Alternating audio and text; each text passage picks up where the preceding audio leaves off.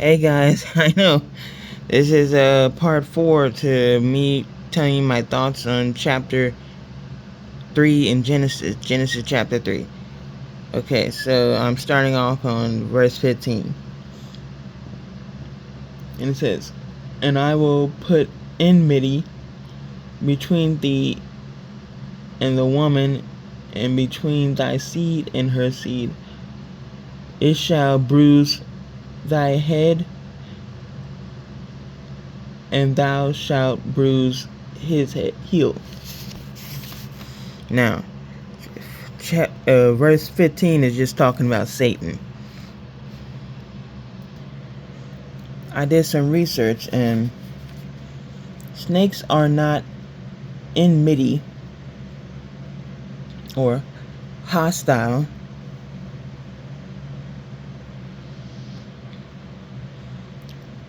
towards humans, and they are not aggressive animals either. They're shy, defensive creatures who prefer to avoid us humans. And you can see all the relationships out there in the world between us and snakes. We could pick them up and put them around our necks and everything, and all kinds of stuff with snakes. Most bites from snakes occur when they feel threatened, cornered, or they're handled badly. They are defensive, not aggressive. We mistake their defensiveness for aggressiveness.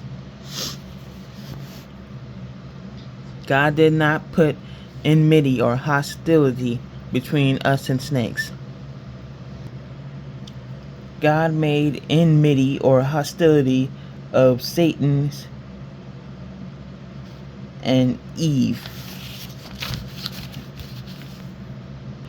Here's how I researched and paraphrase verse 15. It says, "I will put deep-rooted opposition that's enmity that equals resistance to God's truth and righteousness, rooted in sin and the fallen human condition, where one's desires and actions align with worldly values rather than God's will, between Satan and Eve's seed, their spiritual seed. Between Satan and Eve's spiritual seed, aka Satan's believers out there in the world, and aka meaning believers out there in the world, believers in Christ, and unbelievers. It's going to be deep-rooted opposition.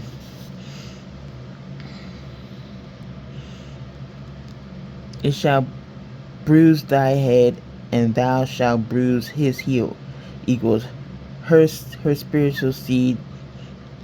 One of her spiritual seed shall bring pain to your most important person, emotionally and spiritually, and shall destroy you, because the head, when hit, don't heal, because that's a fatal blow. But you shall bring pain emotionally and spiritually to Christ's vulnerability and temporary suffering, and the wound of crucifixion, but it won't be his defeat, because a wounded heel can heal. It's not a fatal blow that destroys Christ.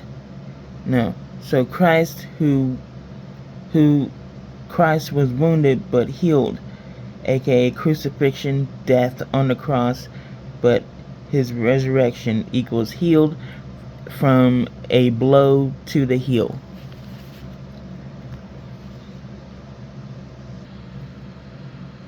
And then 16, it says, unto the woman he said, I will greatly multiply thy sorrow and thy conception. In sorrow thou shalt bring forth children, and thy desire shall be to thy husband, and he shall rule over thee. Greatly multiply thy sorrow and thy conception. So, I got this from that. Childbirthing was still difficult and a little painful back then, but with Eve and everything. But because of Eve and the fall, all women, descendants, every woman was now, every woman having birth, it was now intense. Every woman's birthing process was now intensely painful, instead of just a little bit difficult and a little bit painful. It was intensely painful because God increased the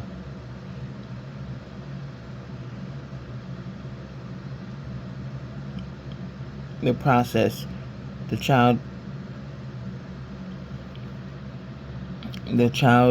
birthing process was now more painful.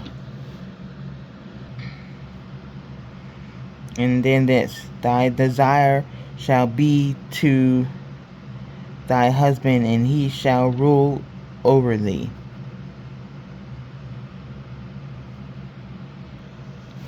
I got this. So her desire shall be to be like her husband. The husband's role in the family and everything. How the world sees husbands is how women want to be looked at sometimes, instead of the way they're looked at right now. I got it like this. And your sinful desire shall be to want to usurp your husband, and in return he shall exercise harsh control and dominate you. The pre-fall harmony of marriage is corrupted